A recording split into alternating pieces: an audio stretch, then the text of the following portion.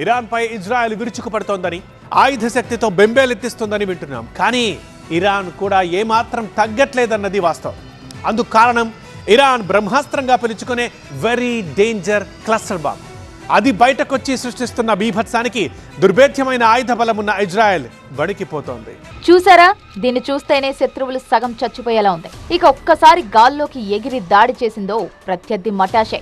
ఒకటా రెండా వందలాది బాంబులను పొట్టలో దాచుకొని వచ్చి ఒక్కసారిగా ప్రత్యర్థి దేశంపై వదులుతోంది డేంజరస్ క్లస్టర్. నెమలి పింఛం విప్పి పరిగెత్తినట్లు తనతో పాటు తీసుకొచ్చుకున్న బాంబులను ఒక్కొక్కటిగా వదులుతూ ఇజ్రాయెల్ పై విరుచుకుపడుతోంది. మరి దీని ఫలితం ఎలా ఉంటుందో చూస్తారా? ఇది ఈ క్లస్టర్ బాంబు దాడి ఇంపాక్ట్.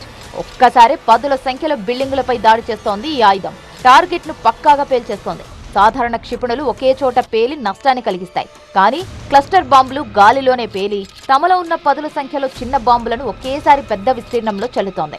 ఇరాన్ ప్రయోగించిన ఈ క్షిపణి నేలను తాకడానికి 4 నుండి 7 కిలోమీటర్ల ముందే గాలిలో పేలి సుమారు 20 చిన్న బాంబులను విడుదల చేస్తోంది. అవి 5 నుంచి 8 కిలోమీటర్ల మేర విస్తరించి పేలిపోతున్నాయి. ఇజ్రాయెల్ చెప్పుకోవట్లేదు, కానీ ఈ క్లస్టర్ బాంబుల వల్ల వాళ్లకు బాగానే నష్టం జరుగుతోంది. కేవలం ఈ ఒక్క క్షిపణి వల్లే వందలాది మంది చనిపోయినట్లు తెలుస్తోంది. అత్యంత బలంగా ఉండే ఇజ్రాయెల్ డోమ్లను సైతం ఈ క్లస్టర్ బాంబ్ బద్దలు కొడుతుండడం ఆ దేశాన్ని ఆందోళనకు గురిచేస్తోంది. ఇక యుద్ధంతో నష్టపోతున్న ఇరాన్ ఆ దేశ ప్రజల్లో స్ఫూర్తి నింపేలా ఓ సాంగ్ విడుదల చేసింది.